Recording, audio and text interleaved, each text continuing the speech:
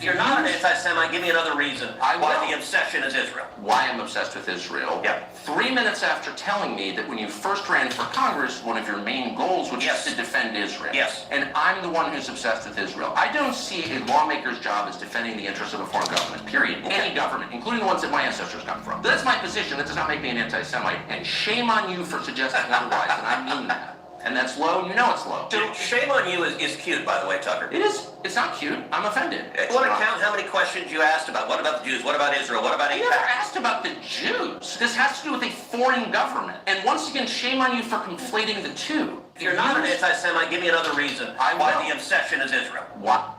If you... The most dangerous person you'll ever meet is the one who healed alone. Not dangerous in a...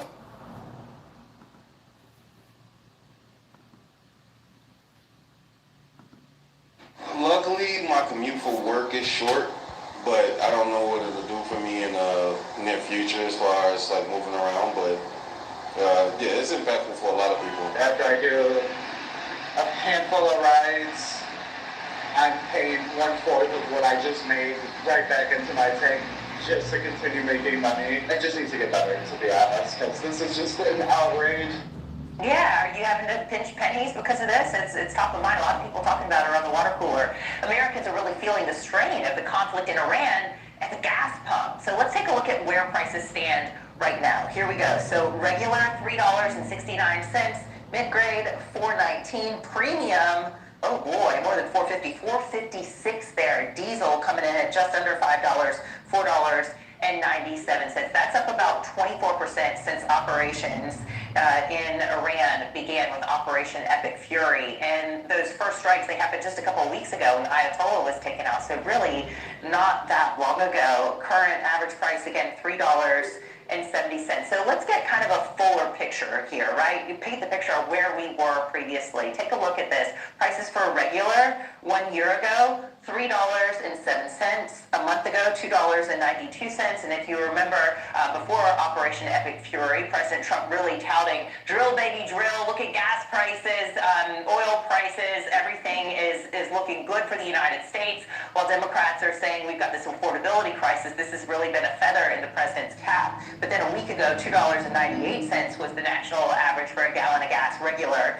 And right now, the current, as we said, $3.69. So folks are paying about 70 cents more per gallon since the war broke out. And experts are warning the gas prices could go up even higher, potentially even up to about $4 on average for a regular gallon of gas. But how come? Well, we've talked a lot about the Strait of Hormuz. We've probably all gotten really educated about the Strait of Hormuz here recently, right? But about 20% of the global oil supply passes through the Strait of Hormuz right along the coast of Iran. And the strait has virtually been closed since this conflict broke out.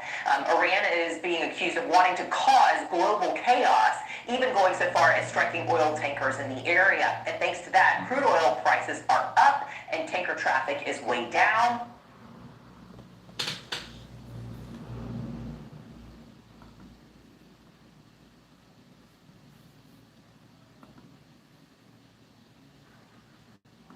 He started this. He's the one who should be paying for it, but it doesn't come out of his pocket, it comes out of our pocket. Surging gas prices are complicating things for the Trump administration that was already dealing with affordability issues. In just the last week, the price of a gallon of regular gas jumped by more than 30 cents. So now the administration is saying this is just short-term pain at the pump for long-term gain with Iran. We are defanging Iran's abilities to threaten American troops in the areas, its allies, its neighbors, and global energy markets. So yes, you've got to go through short-term pain to solve a long-term problem. We spoke to drivers passing through this New Jersey gas station to ask them if that pain is worth it. I don't think it's worth it. Like, we're paying the price of the war.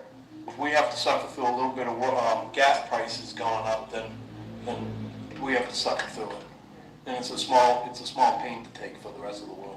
Okay, MAGA. Working class man, it definitely has an impact on my family life, not being able to afford as much. I mean, me, I'm 25 years old and I can hardly afford to own a house. No matter how drivers feel, according to Gas Buddy, the national average is expected to rise by another 10 cents in just a week. And in the next couple weeks, it could get up to $4 a gallon. He started this. He's the one who should be paying. The bombs may be exploding in the Middle East tonight, but the fallout is rattling households and businesses right here in this country. Most immediately, it's pain from the oil supply shock. CBS's Willie James Edmond is in West Palm Beach, Florida, traveling with the president. Willie James. Jerika, good evening to you. As energy prices climb here at home, the Trump administration is trying to protect confidence in the war with Iran, with officials saying the military campaign is ahead of schedule, even as the price for the war increases. That's a lot. This weekend, sticker shock at the pump for millions of Americans as the average for a gallon of regular gasoline ticks up 71 cents since the start of the war with Iran, drawing comparisons to an earlier energy crisis. Hey guys, welcome back to the SpinCycle. We are back today talking about gas prices. The focus of the show today is gas prices. Gas prices have gone up anywhere from 50 to 60%, 40 to 60, something like that, over the course of the 2-week war that's ongoing, and all arrows are pointing towards gas prices keep going up. So thanks for watching, guys. Go ahead and subscribe, like, and share. Let me know in the comments what you think about Trump's Epstein war. I mean, he basically started this war to divert attention from the Epstein files, and I think it's working a little bit. Tomorrow I'm going to focus on the Epstein files. But anyway, let's get back to the videos. And they're comparing this to the fuel crisis of the 70s, which I was a young boy for, but I remember explicitly with my mother in our old 70s sedan, or even I think she had a 60s sedan at the time, waiting in line for gas. Several more oil companies today announced wholesale gasoline price increases. What faced the nation, White House economic advisor Kevin Hassett said the economy will recover. The bottom line is that in the 70s we didn't produce much oil, but now we do. Hassett also says the cost of the war is an estimated $12 billion, and the administration could approach Congress for more. Okay, so real quick on that, in the 70s we didn't produce much oil, but now we do.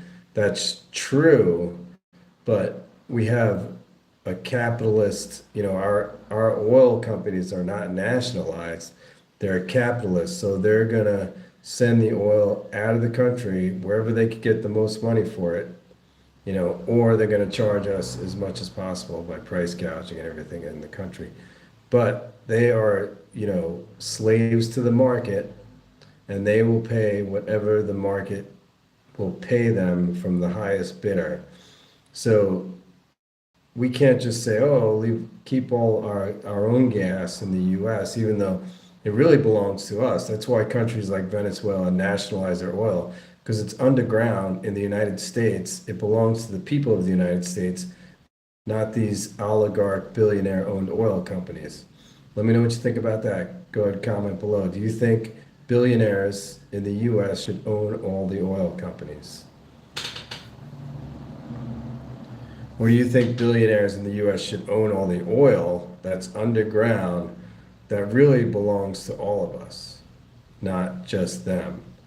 But they buy rights from the government so Trump could spend more money on his ballrooms and stuff like that, and, wars, and we don't see any of it. We just pay more taxes, more for food, more for gas, more, while these billionaires like Trump and his whole cabinet are just getting richer, basically. Do you need to ask Congress for more money to pay for what you're doing? I think right now we've got what we need. Whether we have to go back to Congress for more is something that I think that Russ Vogt and OMB will look into. Meanwhile, a brewing war over TV airwaves. FCC Chair Brendan Carr writing, broadcasters that are running hoaxes and news distortions, also known as fake news, have a chance now to correct course before their license renewal. So also now Trump and Brandon Carr, the chairman of FCC, which is not their role, are trying to control media and trying to propagandize the media to where only positive messages about the war and themselves get out in the media, but it's not going to work because people could see the prices going up. They could see, how much gas is. It was where I live $3 a gallon last week. Now it's $3.50 a gallon. It's 4+ a gallon at a lot of gas stations. You go to one gas station, it's $3.50, and then across the street, in Summit County, Colorado, there's this one gas station that it's always like 50 cents or $1 more. I don't know why, but you go across the street and it's almost $5 a gallon. It's insane. I mean, who could afford that? I drive a hybrid car.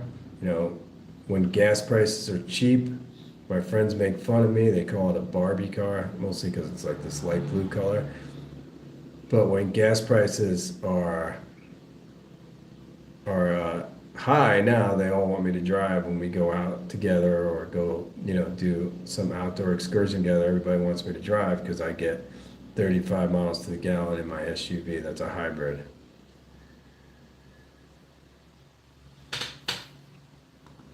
Come up. Carr's post is a reaction to President Trump's complaint about Iran war coverage. The FCC's sole Democratic Commissioner, Ana Gomez, blasted Carr's statement, adding, "Such threats violate the First Amendment and will go nowhere."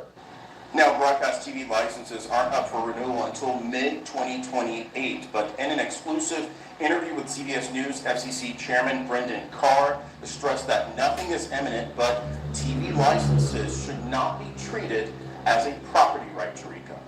Willie James Edmond traveling with the president tonight. Thank you. The bombs may be exploding in the Middle East tonight, but the fallout is rattling households and businesses right here in this country. Most immediately, it's pain from the oil supply shock. CBS's Willie James Edmond is in West Palm Beach, Florida, traveling with the president. Willie James. Tarika, good evening to you. As energy prices climb here at home, the Trump administration is trying to protect confidence in the war with Iran, with officials saying the military campaign is ahead of schedule, even as the price for the war increases. That's a lot. This weekend, sticker shock at the pump for millions of Americans as the average for a gallon of regular gasoline ticks up 71 cents since the start of the war with Iran, drawing comparisons to an earlier energy crisis. Several more oil companies today announced wholesale gasoline price increases. On Face the Nation, White House economic advisor Kevin Hassett said the economy will recover. The bottom line is that in the 70s, we didn't produce much oil, but now we do. Hassett also says the cost of the war is an estimated $12 billion, and the administration could approach Congress. Isn't it funny how during Biden's presidency, if you talked about gas prices, they would be like, the president has nothing to do with the gas prices. And like 1 week in Trump's presidency, gas is like really super high, and they're like, do you regret your vote? It's not funny, it's logical. Let me give you an example that might help you. Let's say that we live in a neighborhood where we have power outages very often, and every time there's a power outage, you knock at my door and you complain to me about that power outage. Well, it would make sense for me to tell you, well, I got nothing to do with it. What are you complaining to me for? But let's say that one day I'm driving erratically around the neighborhood and hit an electric pole with my car and cause a blackout throughout the neighborhood. At that point, you have every right to come knocking at my door and ask me why the hell I did it. Because you see, that time I actually did cause the power outage. You see, the President of the United States decided to start the conflict with Iran, which then caused Iran to retaliate by closing the Strait of Hormuz. was Duh. Yeah, he's exactly right. I mean, normally the president doesn't have much control over, everyday gas prices. It's subject to, like I said, capitalism and the market economy, and we should change that at some time. But of course, gas prices are skyrocketing right now, and food is soon to follow, and everything else that's made or transported with petroleum products is soon to follow. And the reason is that Donald Trump started a war in Iran for Benjamin Netanyahu, for Israel, and it's going to do nothing for the economy of the U.S. except crash it. Known as a chain of causation. So yes, while it's true that in 95% of the cases, the price of gas is connected to large economic rules, that the President of the United States has a very hard time controlling in any way. When the President of the United States takes action that causes 30% of the world's oil production to stop, then yes, we can tell the President that he's at fault for that. And the fact that I had to spend 90 seconds of my time explaining this very simple concept to you is confounding. Unsurprising, but confounding. The war in the Middle East has sent oil and gas prices skyrocketing. It's because crude oil is not moving on ships through the Strait of Hormuz like it normally does. Now, the U.S. is the world's largest producer of oil and largest consumer of oil. We produce about 13 million barrels a day. Around the world, the global appetite for oil every day, 100 million barrels. So the gas in your car was likely refined here in the U.S., but the oil could have come from Saudi Arabia, Canada, or Mexico. So why is oil not moving through the Strait of Hormuz affecting you? The problem is oil is a globally traded commodity, and if you have a supply outage in one part of the world, we will feel the price impact at home. So even though we've had record U.S. production, we still feel the price impact of global supply shocks. It is truly completely interconnected. So yes, the United States is the world's largest oil producer,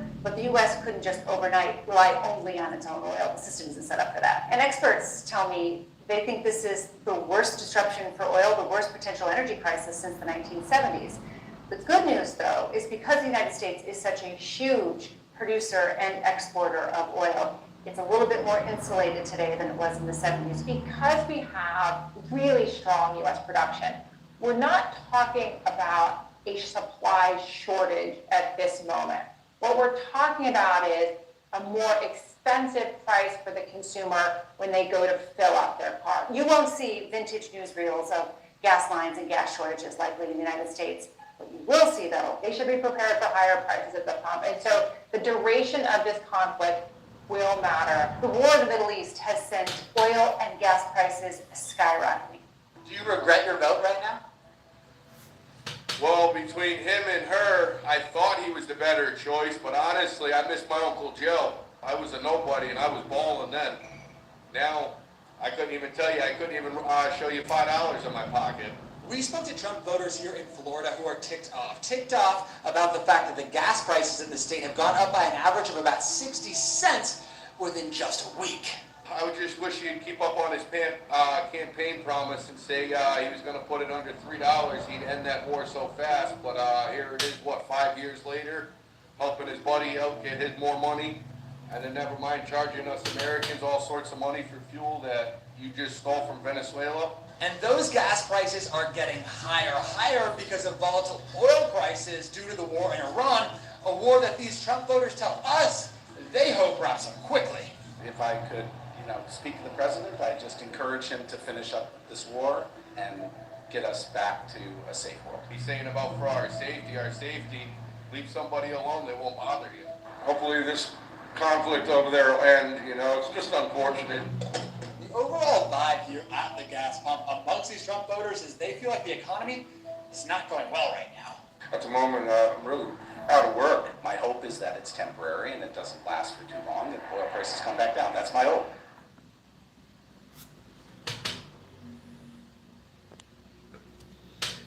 Okay, guys, I know it's Sunday night. That's all I have for you today. If you like the show, go ahead and subscribe, hit the notifications button so you know when the next show is coming on. And if you want to support the show, buy one of the products listed on the screen now. And all the products I promote here, the Samsung phones and the Mint mobile phone plans, are things that I use myself. I don't promote anything I don't use myself. I'm filming this on a Samsung S20. I know it's time to upgrade, but phones are a lot. But anyway, if you're looking to get your next phone, if you want to help out the channel, use that link there. And if you're looking to save money on your mobile plan, Mint Mobile is the best. I've been with them since 2017. That's right. As long as Ryan Reynolds has, like he says in his commercial. But I got tired of the phone companies gouging me every month, with a postpaid plan. So I went prepaid. I decided to go prepaid. From traveling around the world, I realized that prepaid plans are how most of the world goes. So I prepay for the year in January, $15 a month for 5 gigs. I used to do that. Now it's like $20 a month for unlimited gigabytes. And I'm perfectly happy with the service and the coverage. So if you want to help out the channel, go ahead and hit that link and get one of those. But anyway, thanks for watching, and I'll see you guys next time on the Spin Cycle.